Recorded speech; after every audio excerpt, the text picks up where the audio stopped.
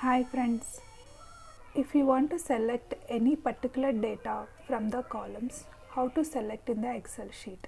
There is an option under data tab, you can see a filter option. So whatever the details you want to check, first click on that row. Once you click on that space, there you can see click on that filter option. Then you can see an arrow button, drop down arrow button. Click on that drop down arrow button. Whatever the option you want to select, you want to see only East details, then click on East button only. Then click on OK. There you can see only East data. You want to see both datas, you can click on whatever the details you want to see and click on OK. There you can see the datas, whatever the region datas.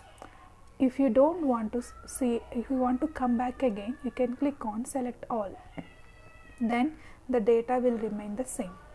And if you want to stop the filter work, then you can unclick the filter option. Then the filter button will goes.